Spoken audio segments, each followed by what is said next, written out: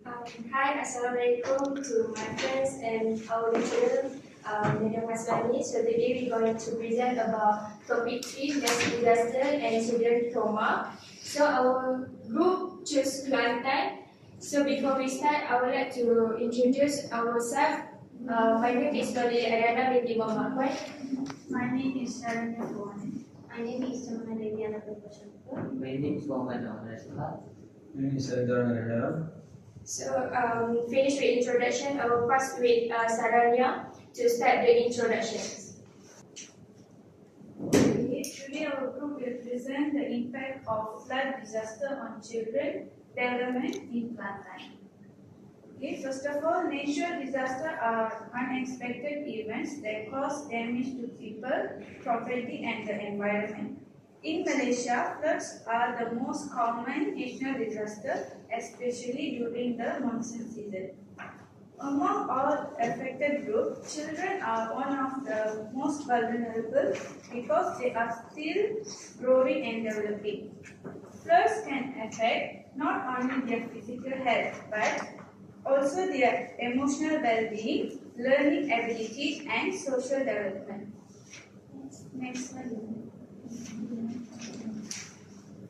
Okay. In this slide, I will explain about flood situation in Malaysia, especially in Kelantan. Malaysia experiences floods almost every year due to heavy rainfall during the monsoon season. Kelantan is one of the states most frequently affected by floods. In 2014, Kelantan experienced the Bakuni flood, which was one of the worst floods in Malaysia's history. Since then, floods have continued to affect thousands of families and children every year. Many children lost their homes, schools are closed, and their daily routines are disrupted. Okay, this is the significance of the study. This study is important because flood disaster can have a serious impact on children's mental health.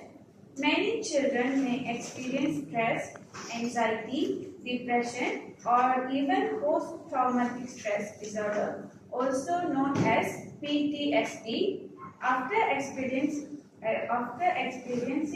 a flood.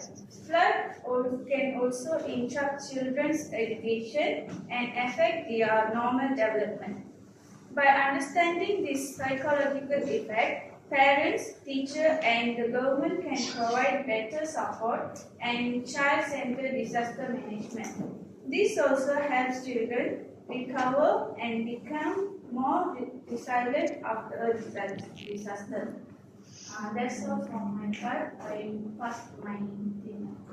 Okay, I will move on to the trauma experienced by children after the natural disaster.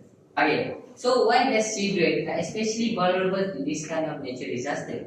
So I will quote from the Society of Research in Child Development. So children, especially the one that are vulnerable to natural disasters, because they are still undergoing physically and mentally psychological development. So what we can see from physically, children have a thinner skin, a higher risk of blood loss. So this will making them more susceptible or more risk to the direct physical harm when they are compared to adult. Secondly, we move on to their brains. So what you can see from the brain is their brain rapid brain modernization will continue until the age of 5. So while their frontal lobe, making the decision, making the rational decision, remain immature until the late of adolescent, like age remaja. So these kind of children, we have a difficulty in making good decision or even understand the dangerous situation when they are facing crises like natural disasters. So thirdly, natural disaster can often disrupt the kind of physical or support system. For example, your family and your school. So this will increase the children's natural burden, like their own emotional burden. Moving on to slide 2. Okay.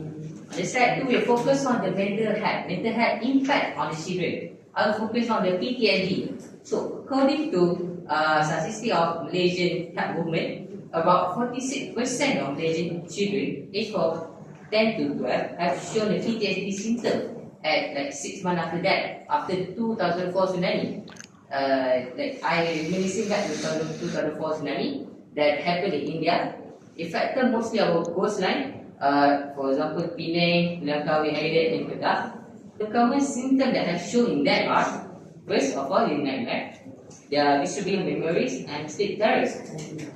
This is very associated with a high level of stress because that emotional symptom experienced by the symptom like nausea, insomnia, and loss of appetite.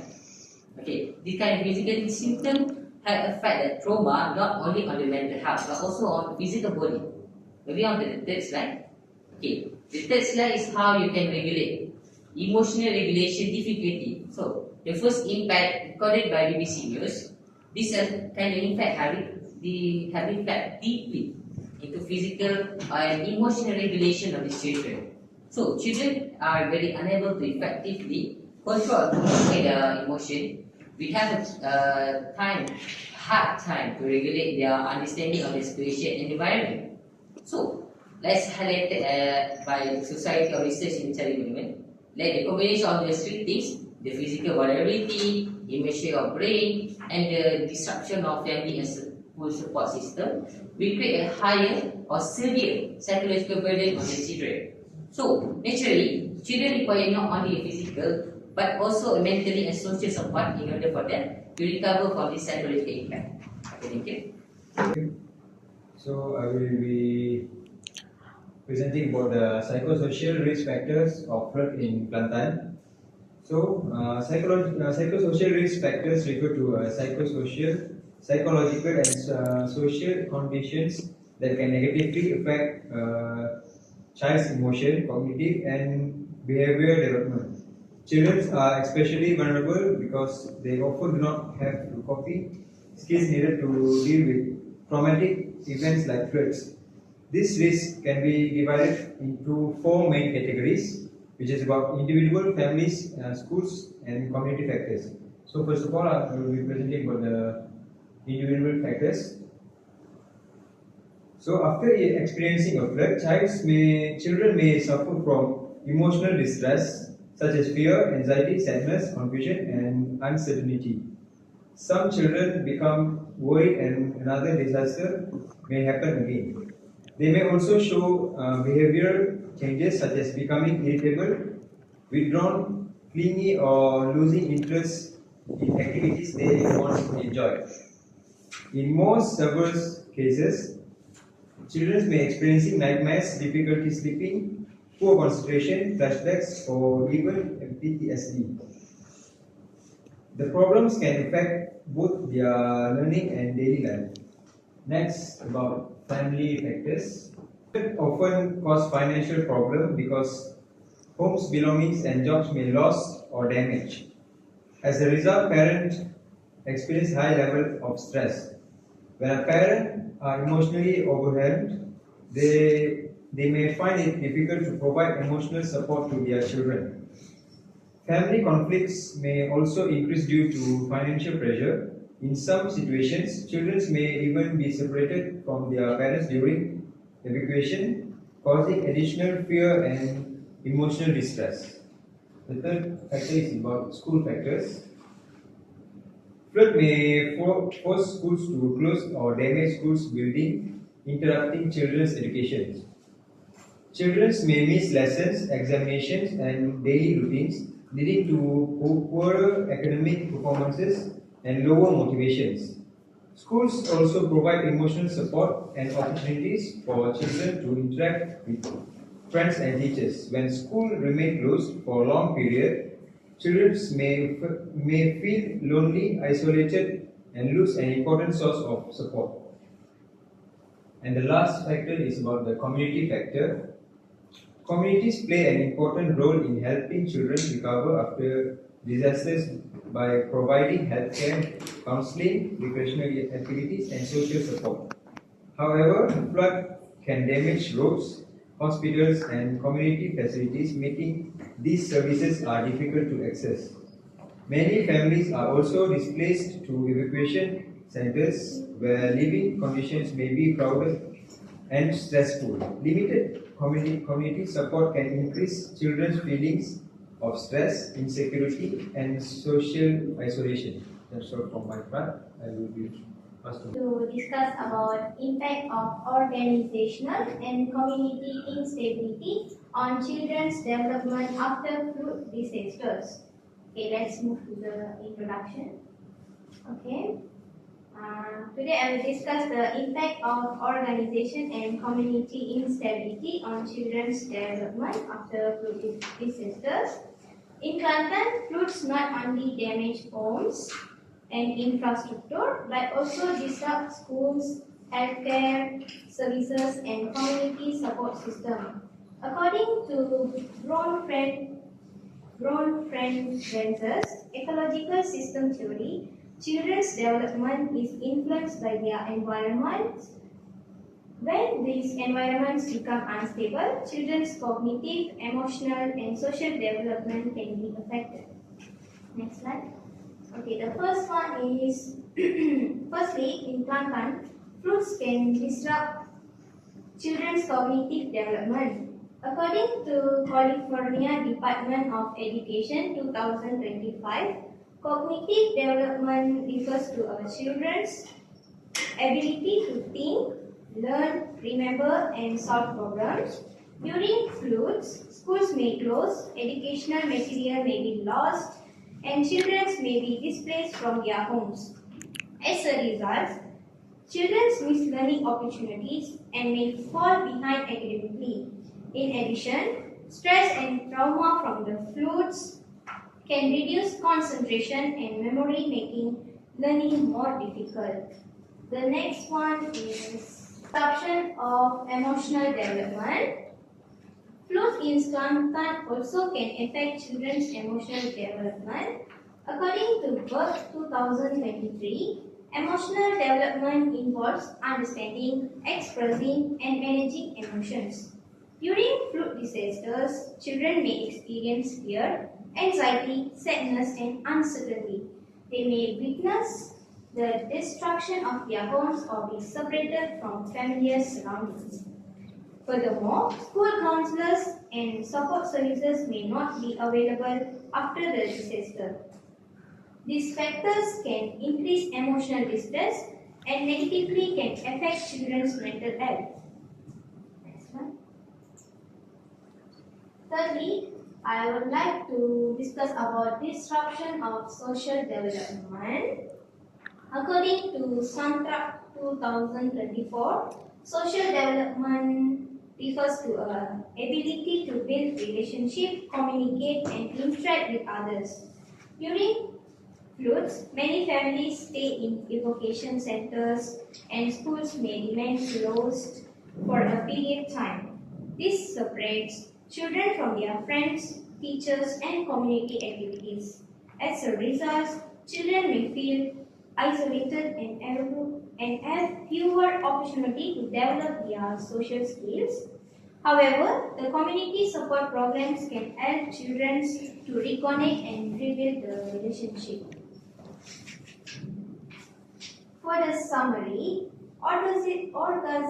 organizational and community instability after flood disaster can significantly affect children's cognitive, emotional distress, may impact mental health, and social instability may weaken relationship and support network.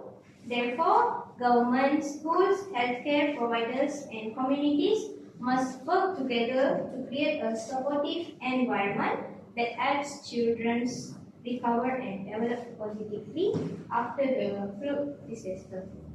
That's all from my part. I would like to pass to my team member. Thank you, Jamuna. So I'm going to present about building resilience among children.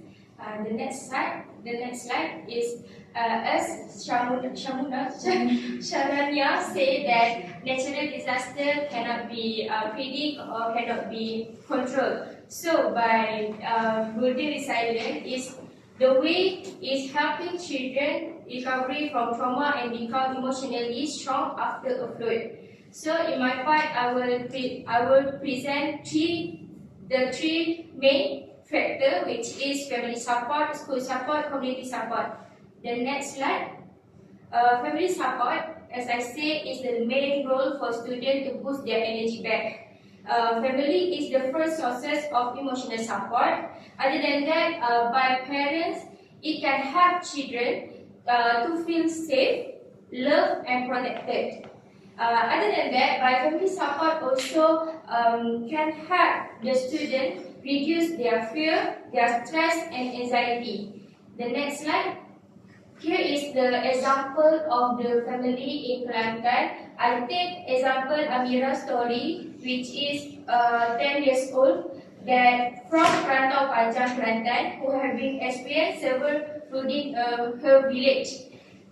In the case, she always said that she never afraid because she have a father. By this way, we can see that family support can help the children become reduce their anxiety by the flooding. So, by this picture show that her father have been flooded before, and then I like to say in bahasa Melayu for a while. Dia dah mula ada backup yang selamat untuk bantu anak dia and family dia untuk hadapi benda yang sukar. So dia dah prepare daripada awal. And this yang gambar ini menunjukkan yang dia dah prepare and dia dah tolong bantu untuk anak-anak dia and family dia kurangkan tekanan dan takut tu. And then I going to the next part is school support. School support can help children is by ensuring continuity of education. School can help children return to their natural routine tanpa rasa takut. And then school support also reduce their stress and learning disruptions. For example, the next one, I can show you all the pictures. This is yayasan that have been collaboration between the school and community organization. YSG researchers have doing program back to the school. This program have been in 2025 that have been give learning materials such as school uniform, bag, and others to 1,247 students that have been victim in 2024. And other than that, school support also help children. School support also help the parents by their economy during that time. And then the last one is community support, which is we can see community organization. The community protects children after disaster, not in disaster, after disaster, which is work provide psychology support, relief center offer safe shelter, food and healthcare. Community program reduce emotional stress, child protection service keep children safe from abuse and exploitation. Community support also strong community support help family recovery faster. Such example, UNICEF and social workers have helped them by providing shelter, like I said before, food, healthcare, and social support. And then by this one, we can see all of these. The main important is family support because can help the student become more energy and become more motivated to continue their study. And then that's all my part. I continue to Saranya. So we come to the end of the presentation. In conclusion, flood disaster can have significant impacts on children's cognitive, emotional and social development. Many children experience trauma, fear, anxiety, stress and other psychological challenges after being exposed to floods. Children also face psychological risks at different levels, including the individual, family, school and community. disruption to education, family stability, healthcare services, and community support can make recovery more difficult. Therefore, building resilience is essential. Strong family relationship, supportive schools, and active community involvement can help children to cope with trauma and recover more effectively. Through collective efforts, children can continue to develop positively despite the challenges caused by flood disaster. That's all from us. Thank you.